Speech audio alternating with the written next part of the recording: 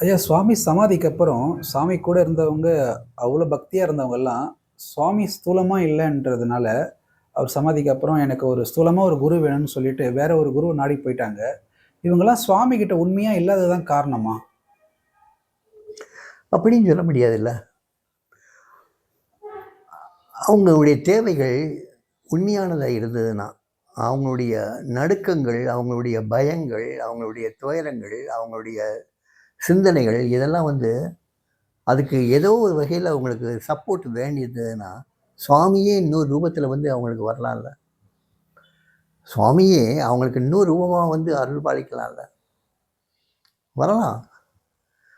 சுவாமி டிவோட்டியே யாரோ ஒருத்தர் திடீர்னு அவங்க வீட்டுக்கு போயிட்டு 2 வார்த்தை பேசலாம்ல. இல்லாட்டா சுவாமியே ஏதோ ஒரு ரூபத்துல, ஏதோ ஒரு ஞானி ரூபத்திலேயோ, இல்லாட்டா ஏதோ ஒரு மட ரூபத்திலேயோ, இல்லாட்டா ஏதோ ஒரு புஸ்தக ரூபத்துல கூட அவங்களுக்கு உதவி பண்ணலாம்ல. நம்ம ஏதோ ஒரு மனத்தினுடைய அந்த சில ஒரு கோபதாபங்களை வச்சு ஒருத்தரையோ 2 பேரையோ நம்ம அவங்கள இந்த மாதிரி ஆக்கிரமிக்க நினைக்கிறாங்களே நினச்சி அவங்கள நினச்சி நம்ம பேசுகிறோம். அது அப்படி இல்லை.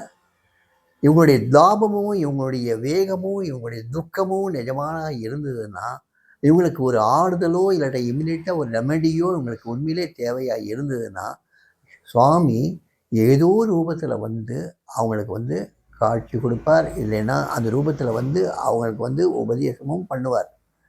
அது யாரானாலும் இருக்கலாம்.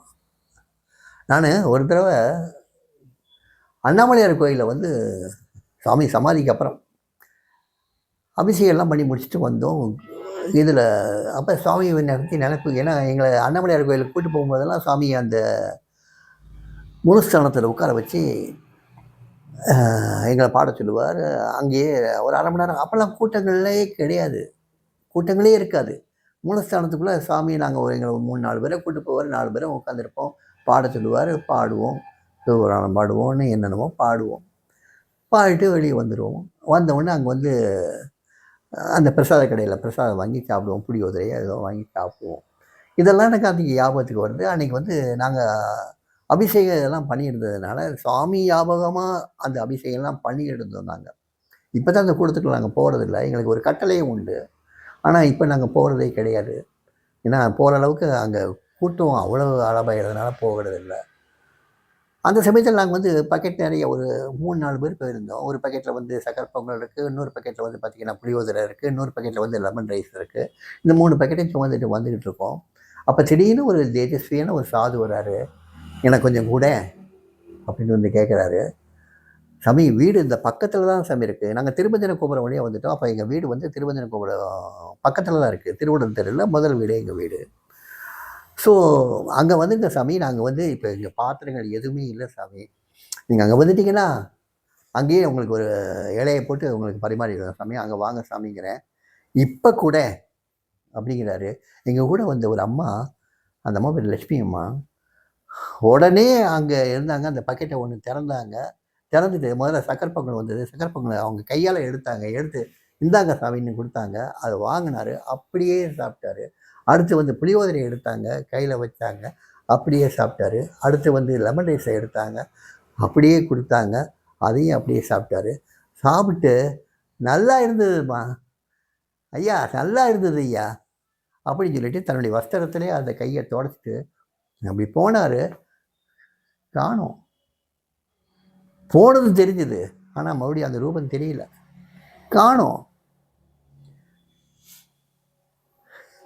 சுவாமி நினச்சி தான் நாங்கள் அபிஷேகம் பண்ணது. சாமி எங்களை கோயிலுக்குள்ளே கூட்டு போயிட்டு அபிஷேகம் பண்ணது. அந்த அபிஷேக பிரசாதத்தை சாமியே சாப்பிட்டு போனார்னு எங்களுக்கு ஒரு நம்பிக்கை வந்துச்சுல்ல. நம்பிக்கை இல்லை, உண்மையிலே நடந்ததில்லை. சாமியே அந்த பிரசாதத்தை எடுத்துட்டாருன்னு நம்பணும்ல. சாமி எங்களோட இருக்காருங்கிறத நம்பணும்ல. ஆனால் ரூபம் வேறு. அவர் போன திசையை நோக்கி நாங்கள் கும்பிட்டோம்.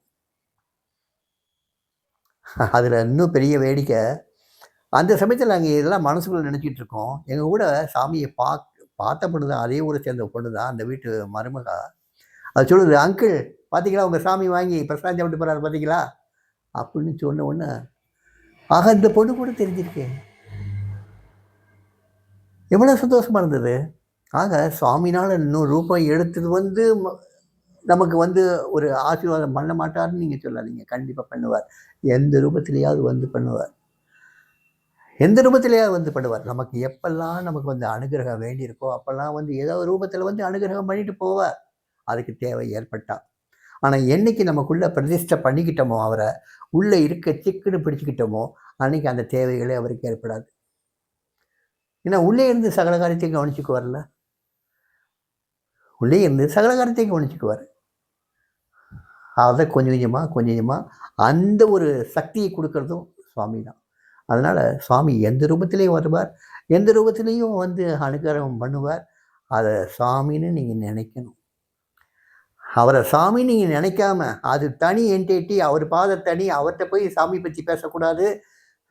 இங்க வந்துட்டா அவர பத்தி பேசக்கூடாதுங்கிற மாரி ஒரு எண்ணங்கள்ல இருக்கிறவங்க, பாவம் அவங்க.